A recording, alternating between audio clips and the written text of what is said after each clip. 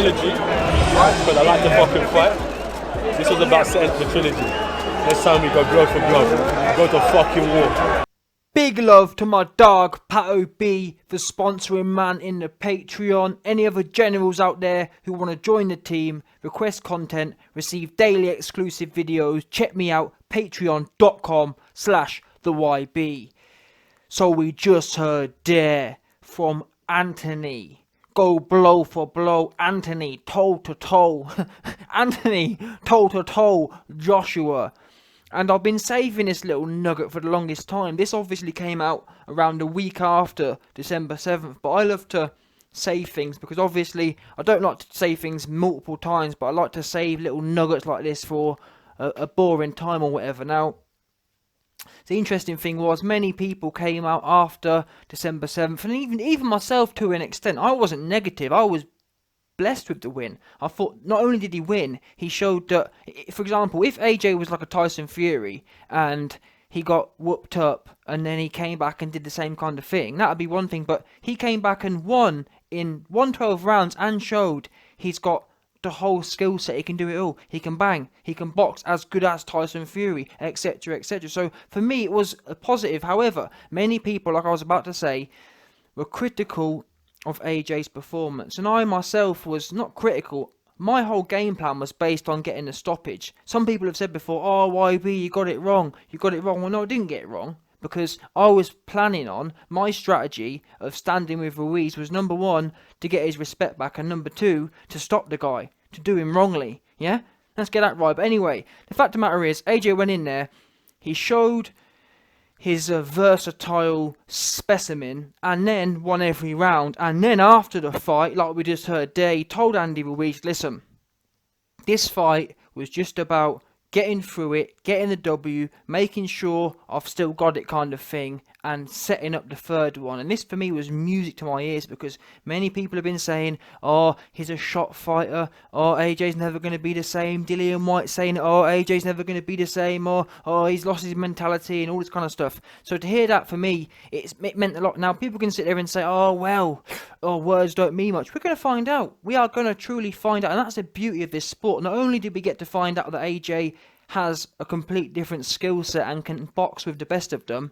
we're also going to find out in the future. There's so many more mysteries to be solved.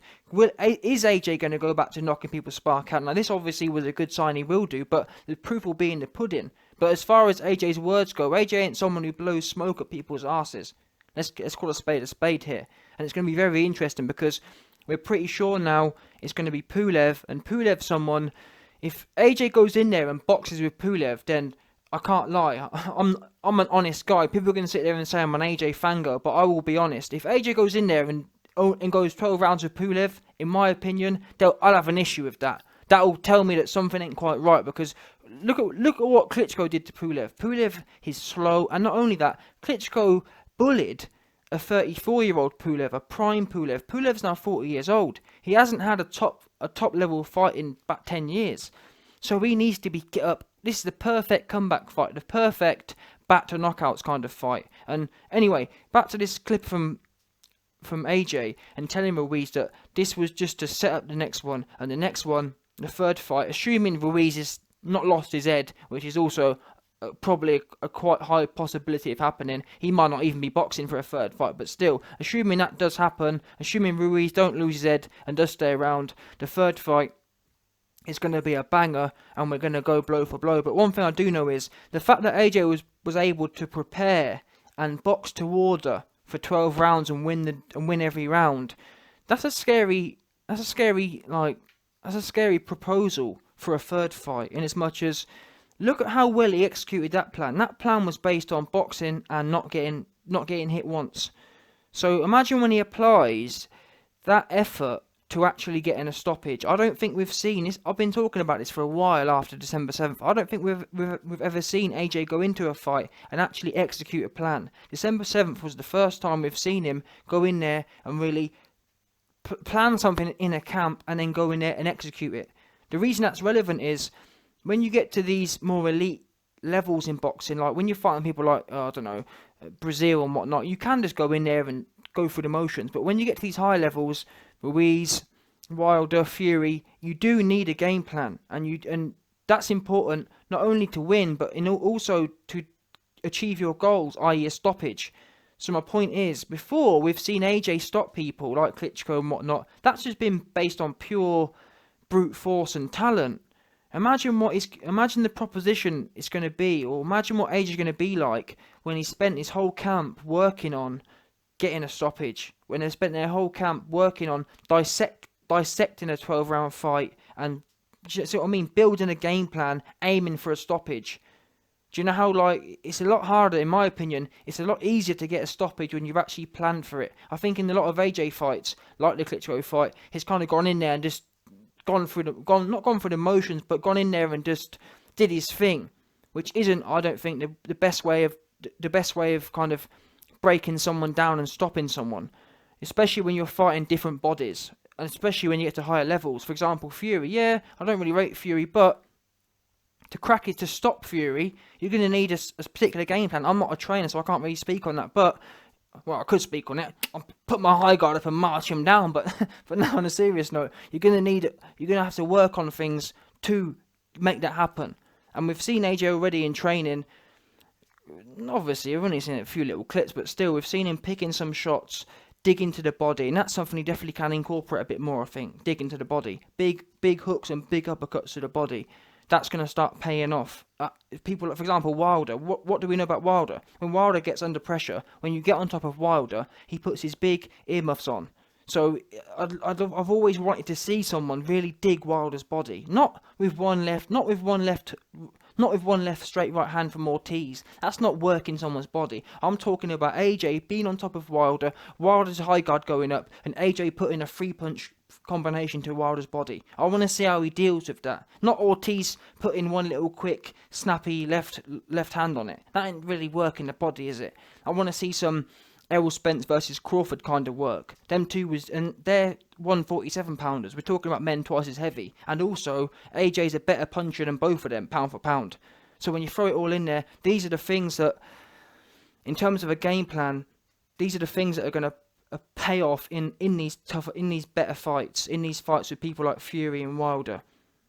Yeah? For the first time in his career, he's shown he can box to a plan, and not only that, what's that going to mean now? When he's going in there with a plan for a stoppage, not just to go in there and kind of, oh, you know what, I'm going to throw some shots and see what happens.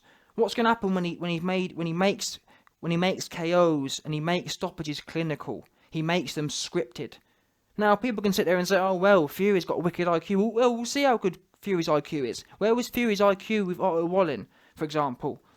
Well, all this IQ talk, we need to see it demonstrated. And one thing we do know, never mind IQ, we've never seen AJ in there with going life and death with someone like Wallin, for example. Oh, people tell me, I'm sick of hearing people saying, oh, Fury's the best boxer and Fury's the best boxer by miles. Is he? Really? What we do know is categorically, we've never seen AJ in there going life and death with someone like Otto Wallin. So don't tell me about what Fury's the best boxer. The best boxer don't go life and death with Otto Wallin. Bottom line. Yeah? That's what he don't do. Anyway, this for me, I know I've been a bit all over the place, but I'm excited because things like stoppage mentality, for a few years now, people have speculated, including myself, about AJ's mentality towards stoppages. We know, I think, what was it? No, he got the Povetkin stoppage. What fight was it? He didn't get the stoppage in. Recently. Oh, Parker. I think that was it. I think Parker was the first one, and people were complaining. And then obviously, that was it. Then we had the Jarrell Miller business coming up. The Jarrell Miller situation came up, and everyone was buzzing for AJ to be ruthless. Then he lost to Ruiz. So we've been all over the place. It's been messy, but I think coming out the other side now, it's going to be a good build-up. Pulev, for example, a great marker. That fight, it's no questions asked. Straight murkage in there. Now, I'm not saying you go in there and you put your chin in the air and you start flailing, but I want to see AJ go in there and at least start the process of, you know what, let's not just go in there and beat Pulev. Let's actually plan. Let's almost pick a round. You know what I mean? Like, let's go in there. The first 3 rounds we're going to do this. The next 3 rounds we're going to do this. I'm not even interested really in early stoppage. I'm interested in a stoppage, but I want to see it done in a clinical way, which will tell me, which will set the building blocks for how you're going to stop someone like Wilder. Yeah, you could catch him in the first few rounds, but is it likely to happen? Probably not. So therefore, if you go in there with a plan, if you can start dissecting some of these people, like imagine if AJ before the Povetkin fight, before the Pulev fight, tells everyone, listen, Pulev's gonna fall in the 9th round, and you can actually set them things up, because if you hit him in certain places, you know what I mean, they're gonna go. Especially someone like Pulev, I don't see him being that dynamic, and he's the kind of character you can start implementing some of this stuff on. For example, the Andy Ruiz performance, AJ won every round. Bottom line. Now, obviously, it's harder to stop someone in a particular round, or it's harder to stop someone, but still, this is the kind of athlete, in my opinion, AJ is. He's that good to be able to go in there and be confident that he's going to stop someone and pick a round doing it. And let's get it right. It wouldn't be the first time it's happened. Look at McGregor. McGregor used to pick rounds as well. I think that's a great, in terms of promotional sense as well, it's great for the fans to hear AJ go in there and say, and to be honest, he's even started doing it with the Wilder fight. I think he said recently that I'm filling Wilder in within 6 rounds. And that's the kind of attitude you got to have. And then in the public's eye, you tell the public what you're planning on doing, and behind closed doors, you plan for it. And you work for it. And I'm not being funny, in sparring and stuff, you can start executing some of them plans and stopping people in sparring. It won't be the first time. We've heard rumours of AJ being stopped. AJ goes in there, but then again, you don't want to hurt your sparring partners, but still, that's the kind of stuff you can. It's real high. I don't even think many people in the sport of boxing have really. I guess, to be fair, to an extent, you do have to be adaptive in the ring. It's not a static. It's not. You can't just make a game plan, and things aren't always going to go to plan. But people have habits.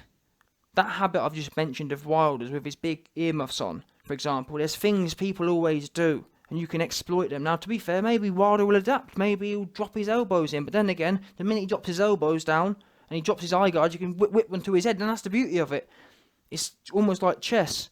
And I do want to see these, and AJ's already shown, like I mentioned, and he's shown that we're on the path now, and it's going to be scary for his opponents to see where we go from here. But yeah, all in all, I'm glad to hear that a third fight will be devastating, and mainly I'm glad to hear that AJ's still got that nasty streak in him, because he could have easily finished this fight and not mentioned it. But the fact that on the tip of his mind was, when we do it again, bearing in mind he's just got his belts back. The last thing on his mind should be a third fight. But immediately after the fight, whilst in the ring, he's telling Ruiz, listen, the next time we do this, we're going toe-to-toe and you're going to get it. I'm going to fill you in, big bubbly.